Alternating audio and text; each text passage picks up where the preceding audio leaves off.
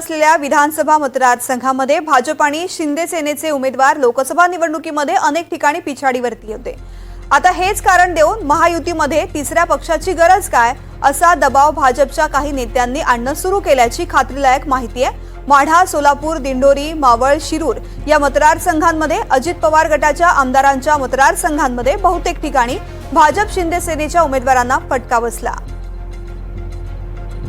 तर नेमकं या निवडणुकीमध्ये काय घडलेलं आहे हे जाणून घेऊयात ग्राफिक्सच्या माध्यमातून। तर सोलापूरमध्ये राम सातपुते पराभूत झाले। मोहोळमध्ये सातपुतेंना 63,000 मतांची पिछाडी होती। मोहोळचे आमदार अजित पवार गटाचे यशवंत माने आहेत। माढ्यात धैर्यशील मोहिते पाटील यांच्याकडून पराभूत झाले। करमाळ्यामध्ये निंबाळकर 41,000 मतांनी मागे होते। करमाळ्यात आमदार अजित पवार गटाचे संजय शिंदे आहेत। माढ्यामध्ये निंबाळकर 52,000 मतांनी पिछाडीवरती होते। माढ्याचे आमदार अजित पवार गटाचे बबन शिंदे आहेत। तर निंबाळकर फलटणमध्ये 16,000 मतांनी पिछाडीवर होते। फलटणचे आमदार अजित पवार गटाचे दीपक चव्हाण आहेत आणि रामराजे नाईक निंबाळकरांनी गटाने भाजप विरोधामध्ये काम केल्याचा त्यांच्यावरती आरोप केला जातोय।